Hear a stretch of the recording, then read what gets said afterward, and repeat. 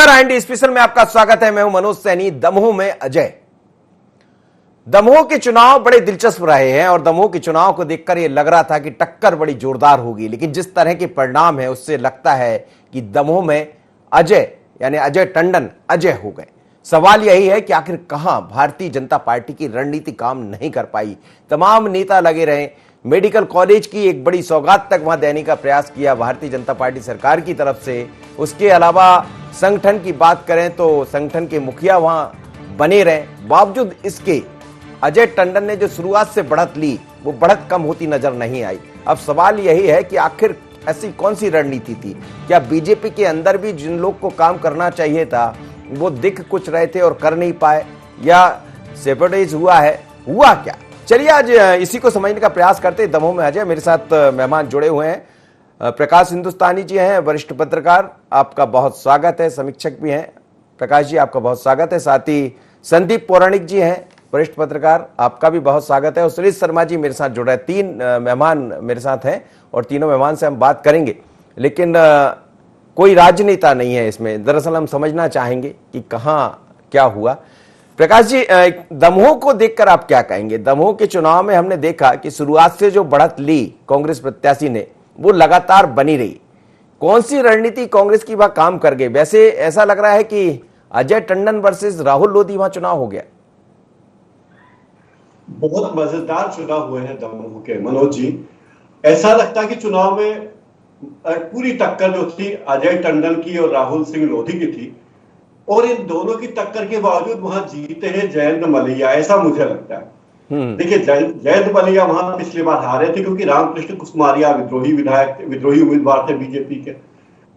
बहुत थोड़े वोटों से जयंत मलैया हारे थे।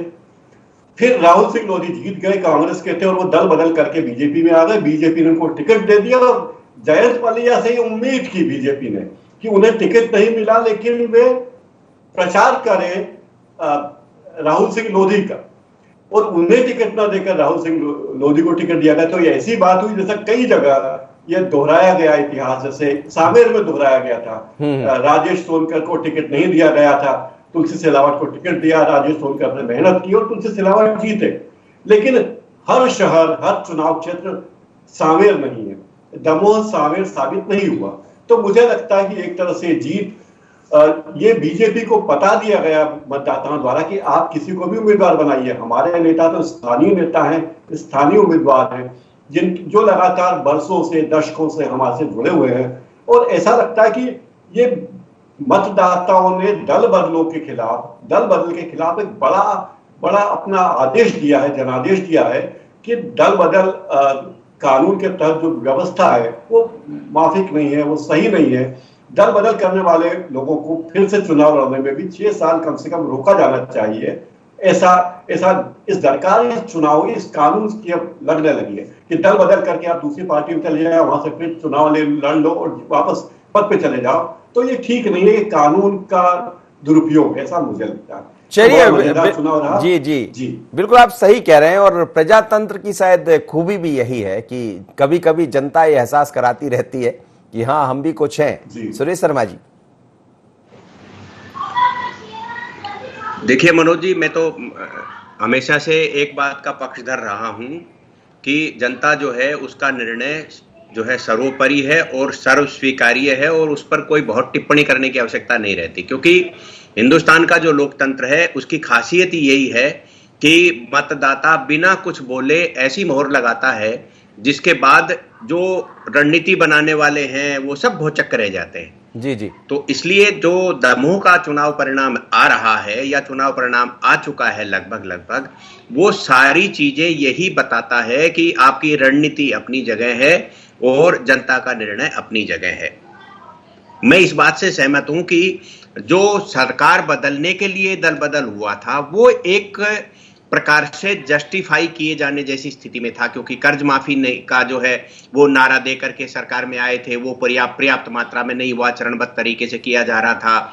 जो दबन और एक प्रकार से डिमोल, एक जो जिसको अपन कह सकते हैं ना विध्वंस जी की पॉलिटिक्स कमलनाथ की सरकार ने शुरू हो गई थी। इंदौर के अखबार के दफ्तर को गिरा देना की बात हो, या अपराधियों के जो बाद में शिवराज जी के कार्यकाल में भी लंबे समय तक चला कि अपराधी पकड़ा गया, कानून की शिकंजे में आया नहीं आया, न्याय हुआ या नहीं हुआ, परंतु जो एक उसके सबको ध्वस्त कर दिया गया। तो ये जो एक ये लोकतंत्र नहीं है, ये न्याय तंत्र नहीं है ये। तो इस सारी चीजों का जो लगने लगा था कि कमलनाथ की सरकार को गिराया जाए, तो उस समय जो गिराए जाने वाली परिस्थिति थी, जनता ने उसको भारी मन से स्वीकार कर लिया होगा और भाजपा को समर्थन दे दिया। लेकिन जब तक राहुल लोधी का समय आया था, तब तक कोई आवश्यकता नहीं थी कि दल बदल कराया जाए या दल बदल करके वो आए।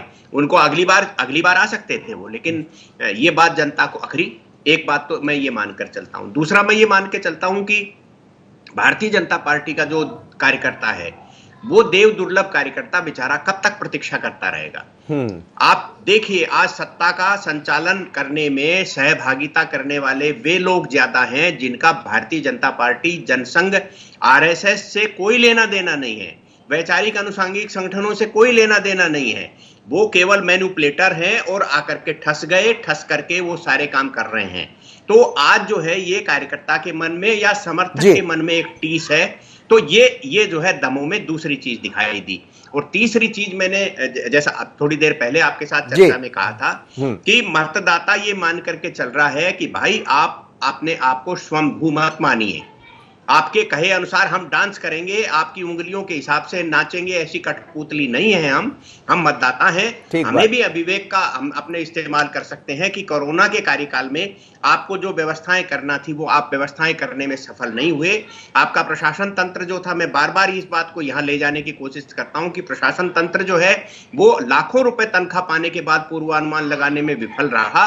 वो न ऑक्सीजन का अरेंजमेंट कर पाया, न बेड का अरेंजमेंट कर पाया, और ना ही रेमडेसिविर इंजेक्शन का अरेंजमेंट कर पाया। तो ये जो विफलता है, इसका नुकसान राजनीतिक पार्टी को होता है, जो नुकसान मुझे आज इस परिणाम में दिखाई दे रहा है। बिल्कुल, चलिए आप ठीक कह रहे हैं और समझा है, मतदाताओं ने समझाने का प्रयास किया है कि आप सब कुछ नहीं हो सकते, हम भी कुछ हैं।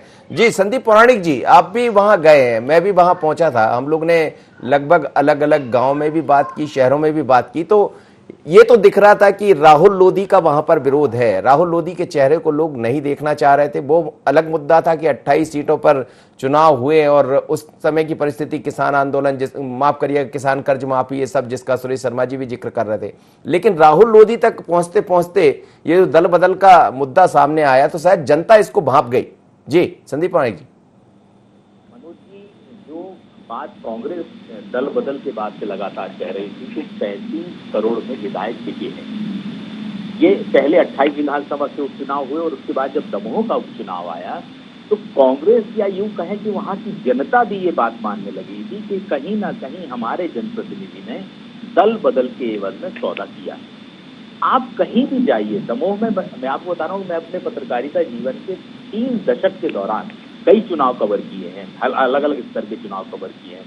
पहला मैंने ऐसा चुनाव देखा है किसी विधानसभा क्षेत्र का कि जहां उम्मीदवार को लेकर नाराजगी थी, बीजेपी को लेकर नाराजगी नहीं, नाराजगी व्यक्ति को लेकर दिखी कि आखिर इस व्यक्ति को उम्मीदवार पार्टी ने बनाया क्यों, और जिसे हमने चुनाव जिताया था वो बिका क्यों। लोगों के मन मस्तिष्क में ये बात इतनी ज्यादा बैठ कर गई थी कि उसे बीजेपी लोगों के दिमाग से नहीं निकाल पाई। पहली चीज, बीजेपी तक भी ये फीड में था, चाहे सरकार हो चाहे संगठन हो, कि राहुल लोधी के खिलाफ बेहिसाब असंतोष है, जनता उसका चेहरा नहीं देखना चाहती, दोबारा उसे वोट नहीं देना चाहती। यही कारण रहा कि सरकार के तमाम बड़े मंत्री, चाहे गोपाल भार्गव हों चाहे भूपेंद्र सिंह हों, उनकी ड्यूटी लगाई गई, कैंप किया गया। दूसरी तरफ ये संगठन तक खबर थी तो संगठन के मुखिया वीडी शर्मा ने भी वहां डेरा डाला और हर संभव कोशिश की। मुझे ऐसा लगता है कि पार्टी इस बात को नहीं संभाल पाई जो उसके पुराने कार्यकर्ता, जो सुरेश शर्मा जी ने कहा कि बीजेपी का देव दुर्लभ कार्यकर्ता होता है, उस कार्यकर्ता को ये समझाने में असफल रही कहीं ना कहीं कि ये ठीक है, इस बार हमने राहुल लोधी को शर्तों के आधार पर टिकट दिया है, आगे हम नए आदमी को टिकट देंगे। वहीं जयंत मलैया के टिकट कटना, आप देखिए ना कि वो ये कहा जा रहा है कि वो शायद उनके इलाके के बूथ में भी बीजेपी हार गई। जी। राहुल के इलाके में तो हारी ही है, जयंत मलैया के इलाके में भी हार गई। तो क्या वाकई में जयंत मलैया ने और जयंत मलैया से जुड़े लोगों ने बीजेपी का साथ नहीं दिया? इसके अलावा इस चुनाव में एक पक्ष और है जिसकी चर्चा कम हो रही, वो है प्रहलाद पटेल। क्या वाकई में प्रहलाद पटेल का जनाधार कमजोर हो चला है उस इलाके में? या उन्हीं के लोगों ने मिलकर राहुल लोधी को कहीं ना कहीं नुकसान पहुंचाया?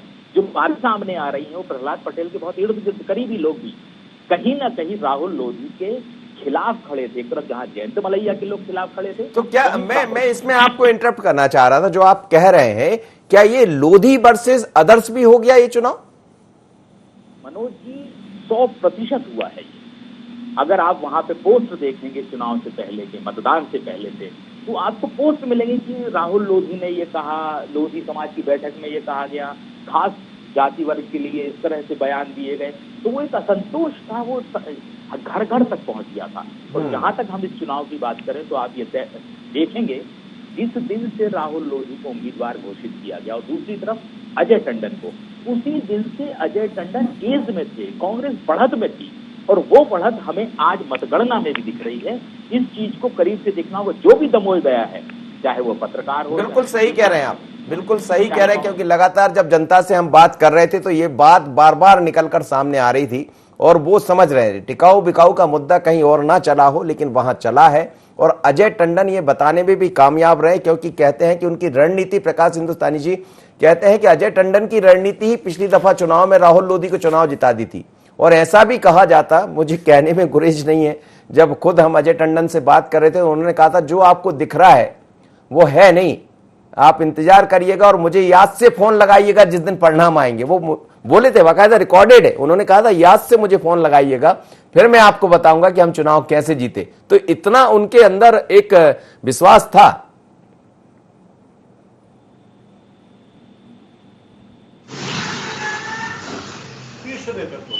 उन दोनों के विचारधारा में, दोनों के विचारों में शामिल नहीं है। दोनों के विचारों में अलग अलग बातें हैं।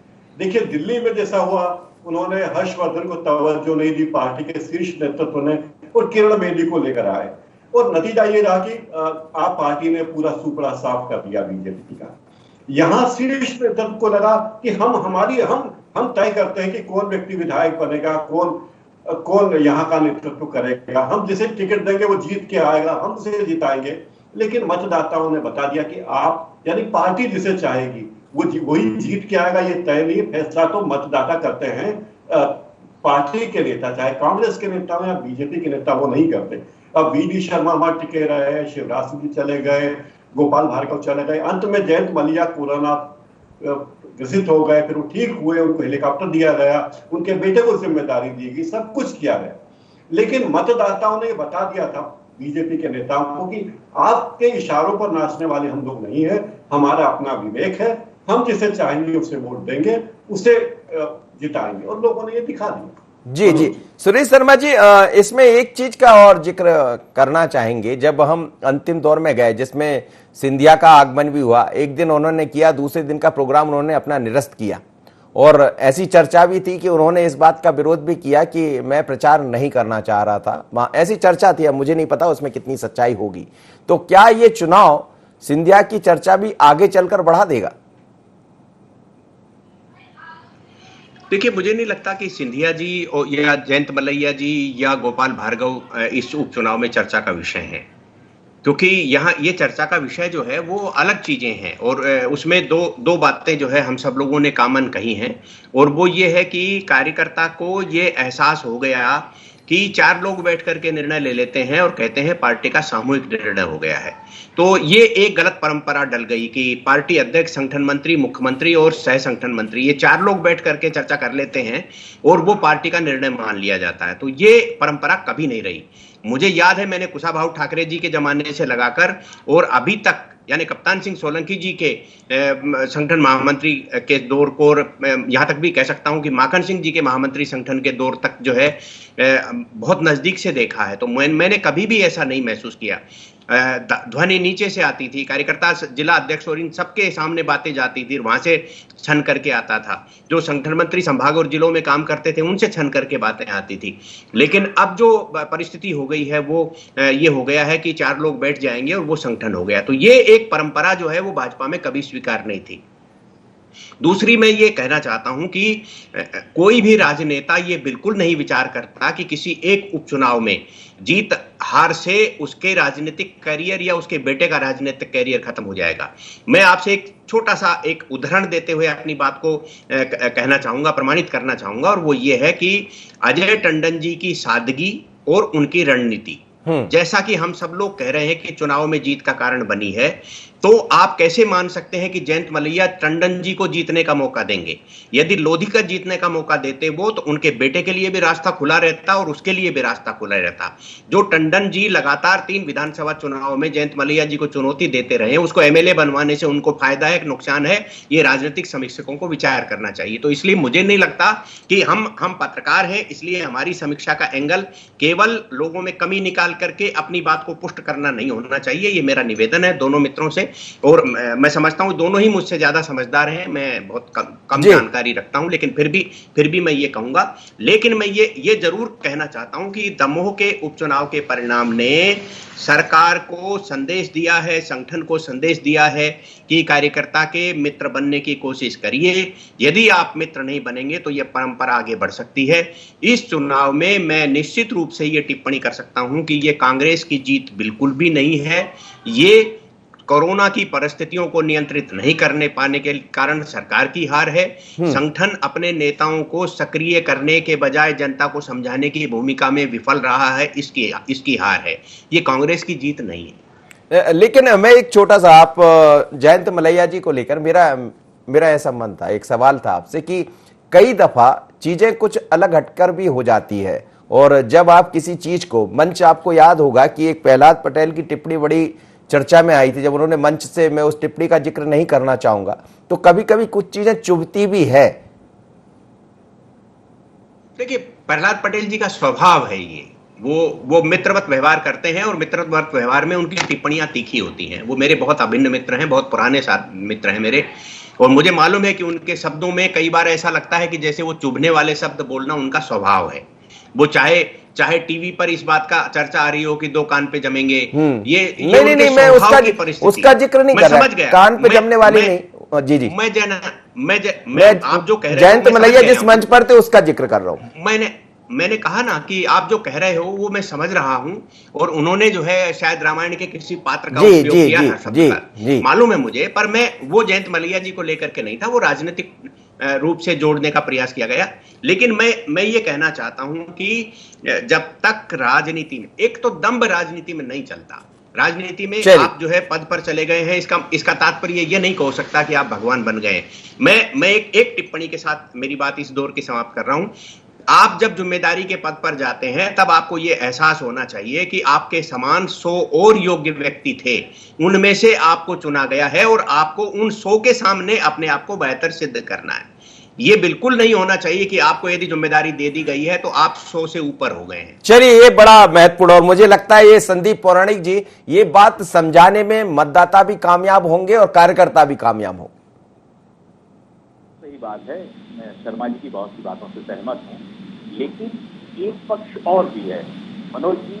दमोह के नतीजे को सिर्फ दमोह विधानसभा तक मत दीजिए। जी, इसीलिए ये मान के चलिए आप कि दमोह की राजनीति में बड़ा बदलाव लाने वाला ये फैसला है, जो चुनावी फैसला आया है। इस नेता का क्या भविष्य होगा ये हम अभी कह नहीं सकते, लेकिन इतना तय है कि इस चुनाव के नतीजे ने एक संदेश जरूर दे दिया है कि बीजेपी के अंदर सब सामान्य नहीं है। आने वाले चाहे लोकसभा चुनाव हो या विधानसभा चुनाव हो, कई लोगों को जनता वहां का सबक सिखाएगी, ये तय मान के चलिए। जी, ये भी एक बड़ी बात आपने कह रहे हैं और वो समझ भी आ रही। प्रकाश जी, इसी बात को मैं आपसे भी, कि क्या ये दमोह का जो चुनाव है वो बीजेपी के अंदर भी बहुत कुछ कर दिखाएगा आने वाले दिनों में, क्योंकि कई तरह की चर्चाएं होंगी, सभाएं हुई है, सभा लेने भी तमाम नेता पहुंचे हैं, या फिर संगठन ने बहुत अच्छा काम किया है, वहां पर सफलता नहीं मिली वो अलग मुद्दा है। चर्चा ये भी होगी कि आप हर किसी को लेकर मत आ जाइए पार्टी में, और ये मत समझिए जैसा सुरेश शर्मा जी कह रहे थे कि एक दिन पहले आप लेकर आ गए और लगता है कि पार्टी में आ गया तो वो चुनाव जीत जाएगा। तो इससे सबक बहुत सारे मिलने वाले बीजेपी को, और इससे कई नेताओं के कार्यकाल पर, उनकी जिम्मेदारियों पर प्रश्न चिन्ह भी लगने वाला है। प्रदेश के कई शीर्षस्थ नेताओं के कार्य पर सवाल उठाए जाने वाले हैं। तो इस बात के लिए उन्हें तैयार रहना चाहिए कि उनकी जिम्मेदारियों को लेकर पार्टी के संगठन में और सरकार में भी सवाल उठाए जाएंगे। मनोज जी। जी जी जी जी सुरेश शर्मा जी, क्या ये आने वाले दिनों में एक दूसरी इबारत भी इसमें लिखी जाएगी जिसकी चर्चा कहीं ना कहीं अंदर से आ रही, भले हम ना कह पा रहे हो, लेकिन चर्चा तो होगी। एक सीट का चुनाव था, आने वाले दिनों में नगरीय निकाय के चुनाव भी होना है, और कांग्रेस में भले कुछ ना हो, हल्की सी ऊर्जा का संचार तो हो ही जाएगा। तो हमेशा ये बात कही कि कांग्रेस को इस विधानसभा चुनाव के बाद कमजोर मानना ही नहीं चाहिए, क्योंकि जो नाराजगी है, सरकार के जो व्यवस्थाओं से नाराजगी है, उसका लाभ स्वाभाविक रूप से कांग्रेस के पास जाएगा, जो क्योंकि दो दलीय प्रणाली का हमारी यहाँ परिस्थितियां हैं। तो इसलिए कांग्रेस को तो इसका सीधे सीधे लाभ होगा और बिना मेहनत के लाभ होगा। मैं तो ये भी साथ के साथ कह रहा हूं कि जो ये चुनाव जो है, चाहे मध्य प्रदेश के उपचुनाव की बात करें या राज्यों के विधानसभा चुनाव की बात करें, 5 राज्यों के विधानसभा चुनाव की बात करें, मुझे ये लग रहा है कि इस समय संघ नाम का जो संगठन है और जो जिसकी आंखें सदैव खुली रहती हैं, कभी बंद नहीं होती, वो न केवल केंद्र सरकार के कार्यों की समीक्षा करेगा, क्योंकि बहुत सी चीजें ऐसी हैं जो पहले और अब में अंतर आया है। दूसरा, राज्य के अंदर मुख्यमंत्रियों को लेकर के भी मुझे लगता है सारे राज्यों को लेकर के समीक्षा होगी, और उस समीक्षा के क्या परिणाम आते हैं ये हमें 1 महीने के बाद जो है समझ में आ जाएगा।